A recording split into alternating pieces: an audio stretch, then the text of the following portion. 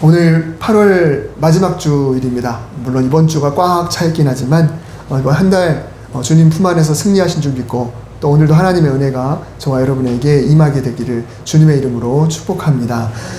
주중에 인조잔디를 깔았습니다. 사실 저기다 인조잔디 깔고 싶은 거는 작년부터였는데 문이 쳐져 있어서 계속 긁히니까 잔디를 깔 수가 없었어요. 근데 이제 공사하면서 특별히 이야기해서 약간 좀 더 띄워달라 이렇게 부탁을 해서 문도 소리 안 나고 자연스럽게 잘 움직이고, 그러니까 드디어 지난주에 흐린 날, 비가 그치고 흐린 날 깔았어요. 그런 건 속이 너무너무 시원합니다.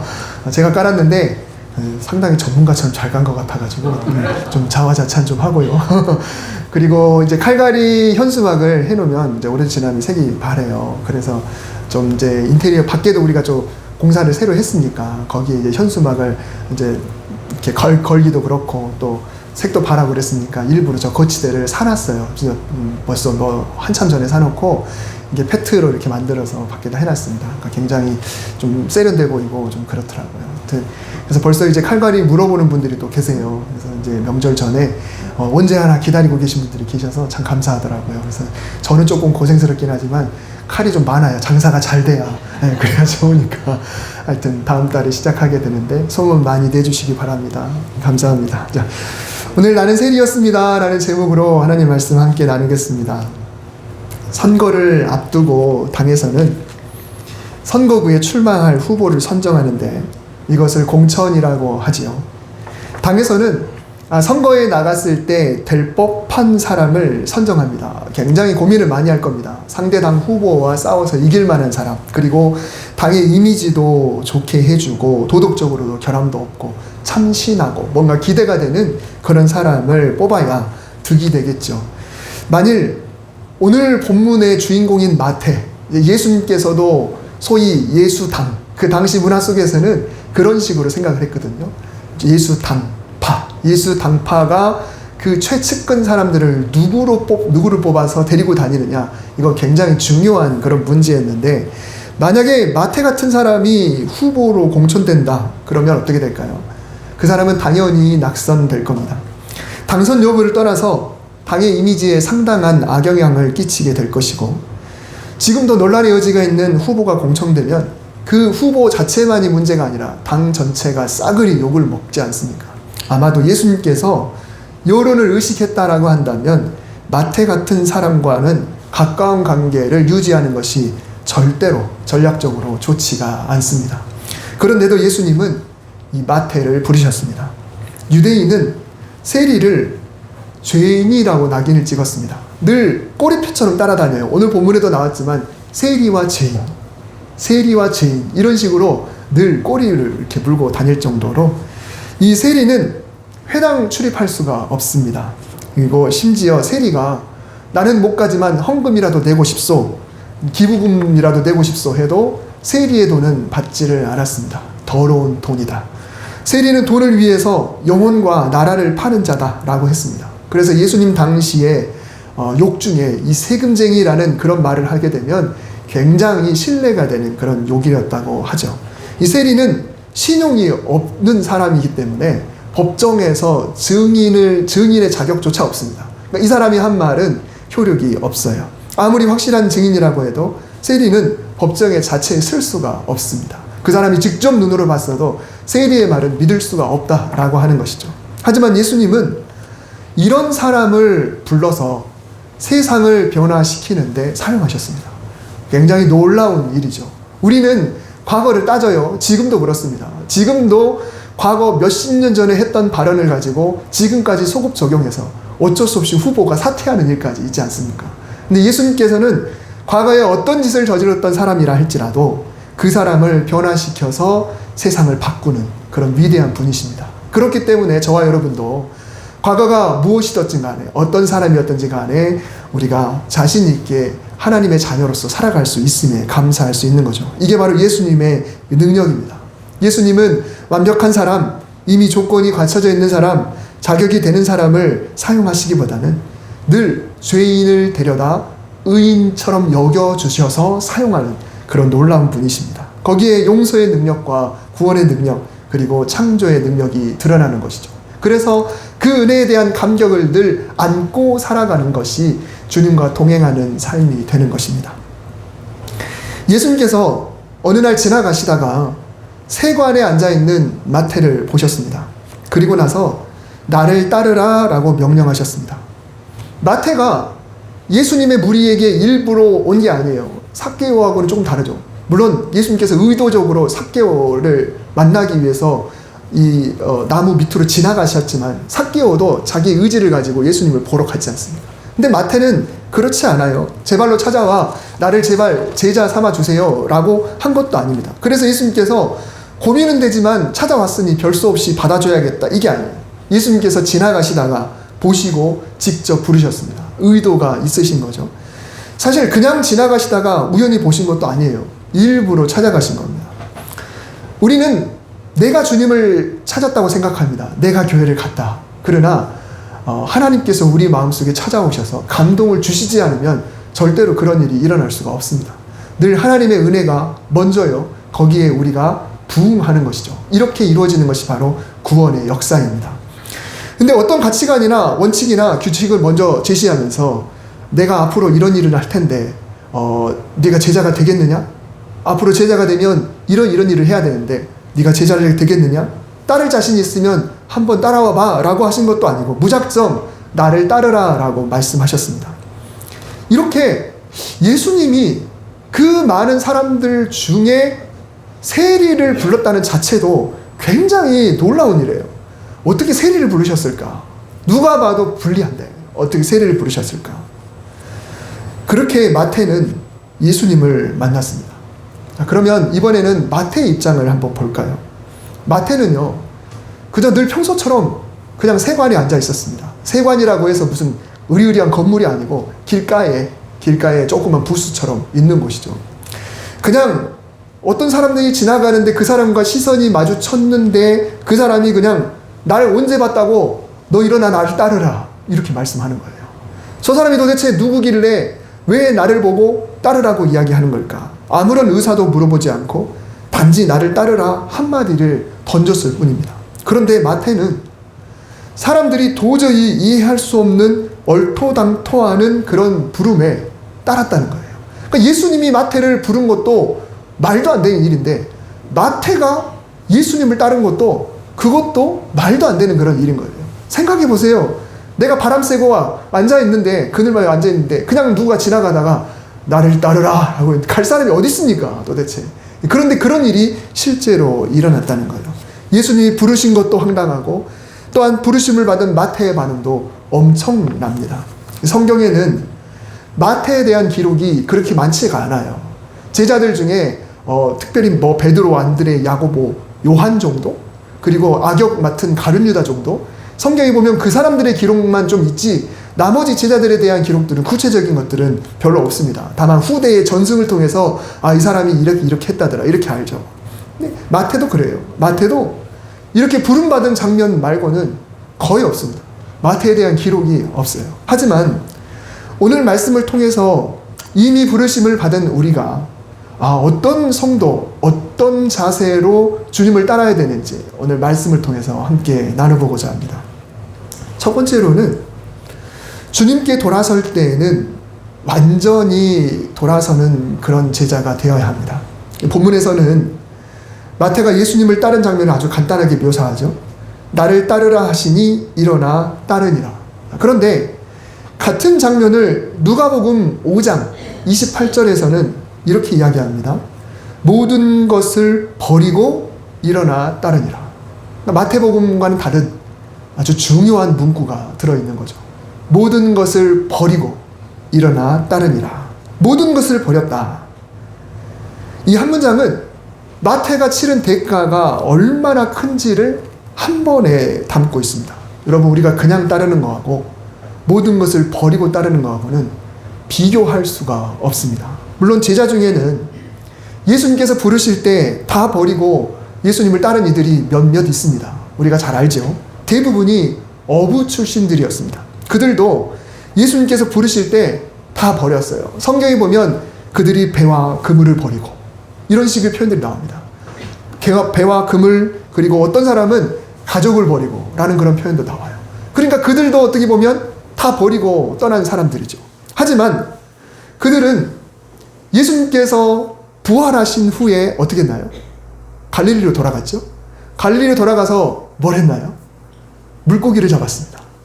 갈릴리 호수에서 물고기를 잡았어요. 그만큼 이들이 버린 것은 어떻게 보면 다시 시작할 여지가 얼마든지 있는 그런 폭이었다라는 것입니다. 다시 돌아갈 수 있는 여지가 있다. 가족은 그 마을에서 여전히 가업을 유지하고 있었고, 제자들은 3년 동안 떨어져 있었지만 다시 돌아와도 여전히 자기들 배에서 다시 물고기를 낚아도 되는 그런 사람들이었다는 거예요. 자, 그러면 이거는 버리기는 버렸는데 처음 버리는 각오는 각오지만 3년이면 다시 돌아와도 되는, 포기해도 되는 그런 상황이었다는 거죠. 자, 그러면 마태가 버린 것은 도대체 뭘까요? 여러분, 세리는요, 그냥 얻었다가 맘대로 그만두는 그런 직업이 아닙니다. 세금과 관련된 공적인 관계를 일방적으로 파기하는 것은 절대로 쉬운 문제가 아니에요. 그리고 그 당시의 세리는 지금과는 또 다르죠. 여러분, 지금은 자격증을 가지고 있으면 내가 이 직장에서 내가 나가도 언젠가 그 자격증을 이용할 수가 있습니다. 물론 쉽지는 않지만 그래도 다시 재취업을 할 수가 있잖아요. 자격증을 갖고 있으면. 근데 이 로마와의 계약이 달려있기 때문에 이 당시의 세리는 지금과는 다른 거죠. 할 줄 아는 것 이거밖에 없고요. 그리고 나중에 예수님께서 자기를 혹시라도 버리거나 자기가 예수님으로부터 실망하거나 그리고 예수님으로부터 돌아서서 다시 돌아온다고 해도 그 자리를 보장받을 수가 없는 그런 직업입니다. 그리고 그 전에도 외톨이였죠. 세리였기 때문에. 이미 지인도 없고 또 자기를 받아주는 사람도 없는 상황에서 돌아갔다 다시 오면 이제는 유대인들에게도 배척이요, 자기들 동료 세리들에게도 배척당하는 철저하게 외톨이가 될 수밖에 없는 그런 사람이다라는 것입니다. 그래서 이 사람이 모든 것을 버렸다라는 것은, 이 한 문장은 엄청난 것을 담고 있는 거예요. 진짜 다 버린 것이 되는 것입니다.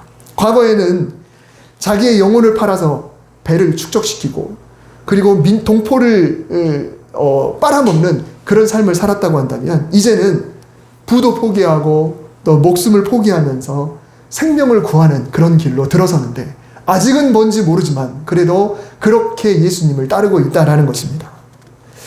여러분, 우리가 예수님을 따른다라고 할 때 그 뉘앙스가 어느 정도 될까요? 오늘 이 마태가 모든 것을 버리고라고 하는 말하고 우리가 예수님의 제자가 된다라고 하는 거하고 과연 비교할 수 있을까 우리가 생각을 해봅니다.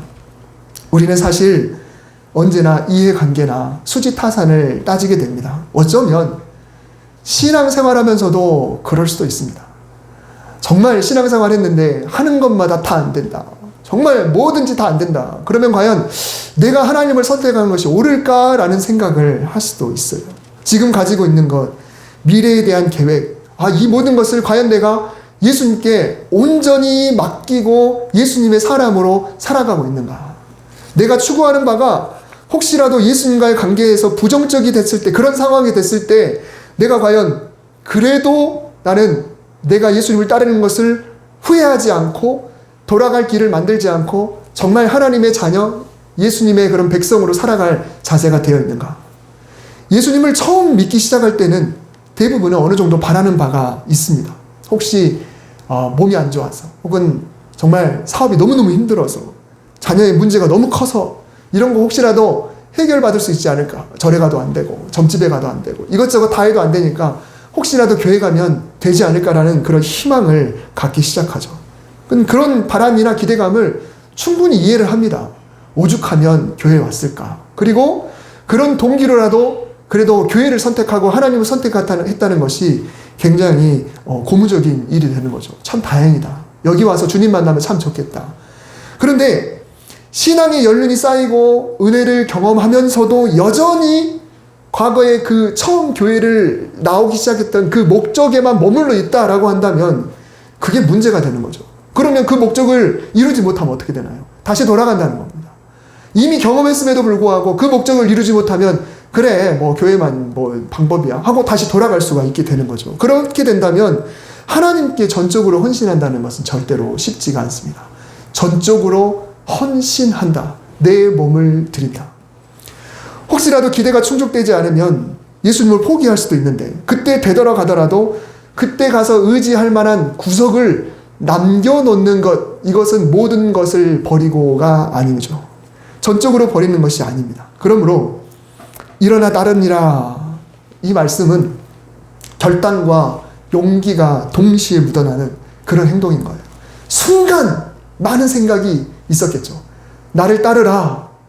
지금 모든 것을 버리고 일어나 예수님을 따르는 그 결단은 마태에게 있어서는 엄청난 일이 되는 것입니다. 다른 제자들의 결단도 물론 훌륭하지만 이 마태의 결단과 변화는 더 극적으로 보일 수밖에 없습니다. 여러분, 이런 결단과 변화는 그러면 최초 부르심을 받을 때만 있어야 되나요? 그렇지 않습니다. 이것은 매일매일 일어나야 돼요. 오늘 아침에 눈을 떴습니다. 그러면 오늘 하나님 내가 버려야 될 거 없을까요? 오늘 포기해야 될 것은 없는가? 오늘 만일 내가 원하는 대로 되지 않더라도 하나님께서 당신의 선하신 뜻 안에서 인도하시고 계시다라는 것을 믿을 각오로 하루를 시작하는 겁니다. 전적으로 맡기고 매일매일 모든 것을 버리고 일어나 주님을 따르는 삶이 바로 성도의 삶이 되는 것입니다. 하나님께로만 향하는 매일매일 모든 것을 버리고 일어나 주님을 따르는 저와 여러분 되시기를 주님의 이름으로 축복합니다. 두 번째로 생각해 볼 것은 예수님을 삶의 목적으로 삼았다라는 것입니다. 마태가 예수님을 만난 후에 한 일은 잔치입니다.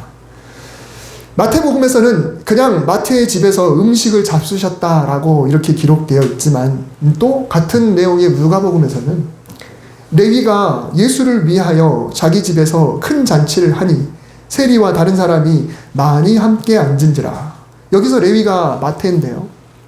그동안 마태가 치렀던 잔치들이 어땠을까를 한번 생각해 봅시다. 그 전의 잔치들. 그 전에 삭개오도 그렇지만은 자기 부류의 사람들을 불러다가 잔치를 거하게 치렀던 사람들이에요. 여러분 생각해 보세요. 주변 사람들이 나를 무시해요. 근데 그 주변 사람들은 어떤 사람들이냐면 유대인의 대부분은 가난합니다. 오랜 전쟁과 과중한 세금 때문에 정말 그날 벌어서 그날 먹고 사는 사람들이 대부분이에요. 너무너무 힘들게 사는 사람들이 대부분인데 그런데 그 사람들이 마태를 욕합니다. 손가락질합니다. 이 매국노, 이 나라 팔아먹은 사람, 이 영혼도 없는 사람, 이렇게 손가락질하고 있어요. 그러면 여러분 한번 생각해 보세요. 내 주위에 나보다 남면이 하나도 없는 사람이 있는데 그 사람이 늘 나한테 욕하고 다닌다. 그러면 일부러라도 그 사람 보란 듯이 내 잘난 모습을 보여주고 싶은 그런 마음이 있지 않겠습니까? 그래서인지 이 삭개오를 비롯한 세리들은 그 당시에 보란 듯이 떵떵거리면서 잔치를 벌이고 부어라 마셔라. 우리는 이렇게 풍족하게 산다. 너희들 손가락질 해봐야 뭐하냐. 실속도 없는. 그러면서 자기들을 위해서, 자기의 명예를 위해서, 그리고 자기의 동료들만을 위해서 잔치를 벌였던 그런 사람들이에요. 그러니까 늘 먹고 즐기고 했지만 그 목적이 뭐였냐? 나를 드러내기 위해서. 또 나와 한 부류인 사람들과 즐기기 위해서. 그 목적은 나에게 있었다는 거예요. 자, 그런데 예수님을 만난 후에 어떻게 됐나요? 레위가 예수를 위하여 잔치를 크게 열었다. 여러분 똑같은 잔치인데요. 누구를 위하여 무엇을 위하여 열었느냐, 이 차이는 너무 큰 것이죠. 이 잔치는 이전에 자기가 열었던 수많은 잔치와는 완전히 다른 그런 잔치입니다. 우리는 늘상 하는 일들이 있습니다. 아침에 일어나서 저녁에 눈 감기까지 늘상 하는 일들, 늘상 있는 삶, 일, 하루, 만남, 말, 행동, 노래, 웃음, 이런 많은 것들이 있는데 이것이 누구를 위한 것인가, 무엇을 위한 것인가, 이 목적이 무엇이냐에 따라 완전히 달라지게 되겠죠. 나를 위한 것인가, 명예를 위한 것인가, 나에게 만족을 주고 누군가에게 나를 드러내기 위한 것인가, 혹은 나만의 어떤 만족을 위한 것인가. 평소에 늘 하는 것들이지만 그 목적이 하나님을 향한다라고 한다면 똑같은 일도 같은 일이 될 수가 없는 것이죠. 제가 언젠가 말씀드렸듯이 목사로서 하는 모든 일은 목회다라고 어떤 선배님이 그런 이야기를 해줬다고 제가 말씀드렸죠. 제가 밖에서 쓰레기를 주우면 그냥 쓰레기 줍는 것이지만 저는 목사이기 때문에 목사로서 죽게 되면 이게 목회가 되는 거거든요. 어제 아침에 해가 뜨고 좀 더울 때 예초기를 제가 인생 처음으로 예초기를 돌렸습니다. 요 앞에 비가 막 많이 오니까 너무 많이 자라서, 그전에는 조금 자라면 뽑고 이렇게 긁어내고 했는데 지금 그게 안 돼가지고 제가 신원교회 가가지고 예초기를 빌려다가 어제 저쪽에서부터 이쪽 골목 앞부분을 예초기를 딱 긁었어요. 근데 처음 해보는 일이다 보니까 요령이 없어서 그런지 막 팔이 막 덜덜덜덜 떨리고 오늘 아침에도 어제 막 근육이완제도 먹고 그랬는데 너무너무 힘들더라고요. 발톱을 잘 못 깎을 정도로 막 덜덜덜덜 떨려가지고, 요령이 없으니까 그렇죠. 이게 목에다 걸고 이렇게 무게중심 분리를 잘 하면서 해야 되는데 그게 안 되니까 팔로만 들고 막 이렇게 하다 보니까 또 울타리 부분을 치려고 하다 보니까 어쩔 수 없이 들어야 되더라고요. 근데 이거를 하고 나니까 요 앞에 이제 그 텃밭을 가꾸시는 분이 그렇잖아도 보니까 예초기를 누가 하긴 했는데 솜씨가 프로는 아니고 혹시 목사님이 하셨나? 그러니까 하긴 했는데 이게 해본 사람 솜씨가 아니라는 거죠. 그래서 목사가 하니까 이게 목회가 되는 거죠.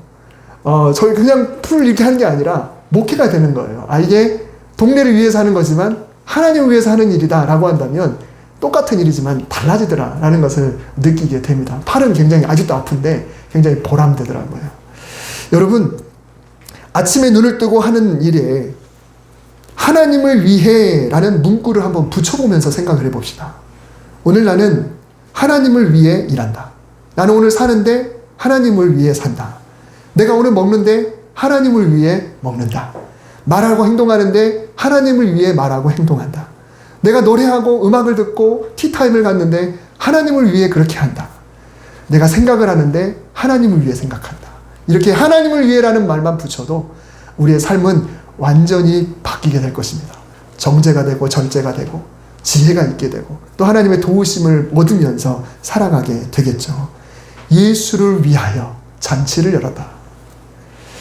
세 번째로는 죄사함의 은총에 감격할 줄 아는 그런 사람이 되었습니다. 사람들은 대부분 나와 사이가 좋지 않은 사람에게 득이 되는 일을 별로 하지 않으려고 합니다. 특히 나를 무시한다거나 핍박했던 사람이라면 더 그렇겠죠. 좋은 정보가 있어도 절대로 알려주고 싶지 않고요. 음식이 남아 돌아서 버리는 한이 있더라도 그 사람에게는 나눠주고 싶은 마음이 없습니다. 그 사람 갖다 주느니 차라리 버리겠다, 이렇게 이야기를 할 정도죠. 그 사람이 망하건 말건 상관없고 심지어 그 사람이 큰 사고를 당해도 진심으로 아파하는 정도까지 가지는 않을 때가 있습니다. 학자들은 마태가 기록한 복음서, 이 마태의 복음을 소위 유대인을 향한 복음서라고 이야기를 합니다. 마태의 공동체는 유대인 공동체고 유대인들을 위해 마태가 예수님의 일대기를 기록해서 내놓은 책이 바로 마태의 복음입니다. 마태도 유대인이니까 민족을 위해 복음서를 쓴다라는 것은 어쩌면 당연합니다. 그러나 마태가 과거에 유대인을 파는 매국노였다면 그를 가장 싫어했던 사람도 역시 당연히 유대인입니다. 또한 마태가 싫어하는 사람들도 당연히 유대인입니다. 마태도 그들을 싫어했고 그들도 마태를 싫어했어요. 그런데 마태는 유대인들에게, 내 민족에게 복음이 필요하다라는 마음으로 마태복음을 기록했습니다. 유대인을 위한 복음서, 왜 그렇게 했을까요? 자신의 과거를 반성하고 그 과거로 인해서 서로 불편을 주고받았던 그 사람들에게 예수님을 전해야겠다라는 그런 마음이 있었다라는 것이죠. 예수님을 믿어도 우리의 경험상 미운 사람은 여전히 믿죠. 그리고 신앙생활 하면서 한 교회 안에서도 미운 사람이 생기기도 합니다. 그런데 내가 죄인이었는데 나 같은 자를 받아주신 그 사랑에 감격한다면 미운 이들을 향하는 마음에도 변화가 있어야 돼요. 미운 이들을 향한 마음이 변화됐다는 것은 곧 과거에 나를 용서해 주신 하나님의 그 사랑에 감격했다라는 증거가 되는 것입니다. 그리고 복음서 중에 12제자의 명단이 쭉 나열된 복음서가 마태, 마가, 누가 복음, 이 세 복음서에 있습니다. 그런데 이 세 복음서에 나오는 제자의 명단 중에 마태가 과거에 어떤 사람이었는지 알 수 있는 복음서가 딱 하나 있습니다. 뭘까요? 네, 진작 아시다시피 마태복음입니다. 마태복음에서는 자기의 전 직업이 세리였다라는 명예롭지 않은 사실을 굳이 밝히고 있어요. 내용 중에 말고 명단 중에. 예수님께서 산에서 기도하시고 다음날 날이 밝자 누구를 불렀다라고 하는 명단이 쭉 나오는 복음서들 중에 그 중에 자기는 과거에 어떤 사람이었다라는 것을 마태복음에만 밝히고 있습니다. 마태복음 10장 2절에서 4절 보면 대부분은 제자들 이름만 나와요. 베드로, 안드레, 야고보, 요한, 빌립, 바돌로메, 도마 이렇게 쭉쭉 이름만 나오는데 거기에 동명일 경우는 누구의 아들이든가 어디 출신이라든가 이런 게 나옵니다. 베드로라 하는 시몬이 원래 본명이죠. 그런데 예수님의 12제자는 시몬이 또 있어요. 그래서 베드로라 하는 시몬, 가나안인 시몬, 다른 복음서에 보면 가나안 사람 시몬 이런 식으로 나와요. 또 야고보가 2명이니까 아버지를 들어서 한 사람은 세베대의 아들이고 한 사람은 알페오의 아들이고 이렇게 표현을 해요. 근데 마태는 한 명입니다. 그러니까 그냥 다른 사람처럼 바돌로메, 도마, 마태 뭐 그냥 그렇게 쓰면 돼요. 그런데 자기가 쓴 책에 자기의 단점을 일부러 기록하고 싶은 그런 사람이 아무도 없을 텐데 마태는 치욕적인 직업을 그대로 담습니다. 세리 마태.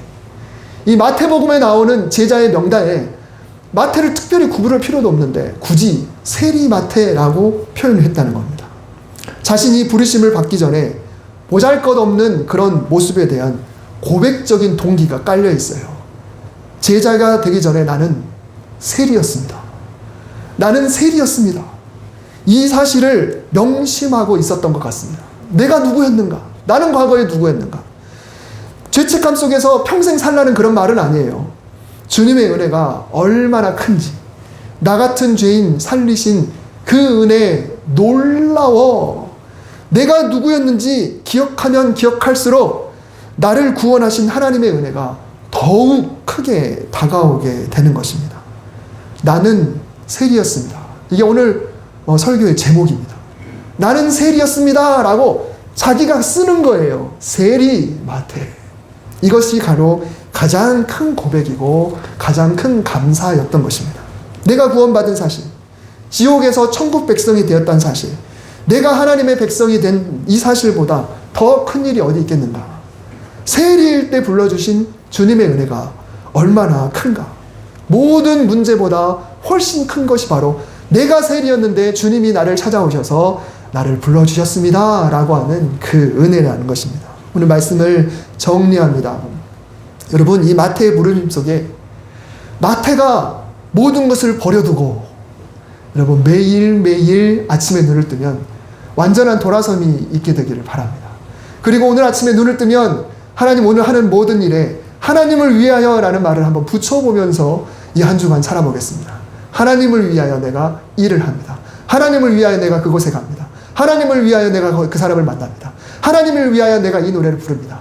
하나님을 위하여 내가 이 책을 읽습니다. 하나님을 위하여 내가 이렇게 대화합니다. 이렇게 하루를 살아갈 수 있기를 바랍니다. 그리고 늘 우리가 잊지 말아야 될 최고의 감사요, 최고의 고백. 주님, 저는 죄인이었는데 주님 저를 불러주셨습니다. 이 은혜가 우리에게 있게 되기를 주님의 이름으로 축복합니다. 기도하겠습니다. 하나님, 정말 조금 기록된 이 마태에 대한 이 기록이 우리에게 얼마나 은혜가 되는지를 우리가 생각해 봅니다. 과연 우리는 어떻게 살고 있습니까? 구원받은 사람으로서 얼마나 변화되고 있고 얼마나 하나님을 생각하고 있고 얼마나 백성답게 제자답게 살고 있으며 얼마나 구원의 감격에 젖어 살고 있는지 오늘 말씀을 통해 돌아보면서 이 한 주간을 그렇게 잘 살아보겠습니다. 아니 평생을 그렇게 살아보겠습니다. 이 결단 위에 주님 기름 부어 주시옵소서. 예수님의 이름으로 기도드립니다. 아멘.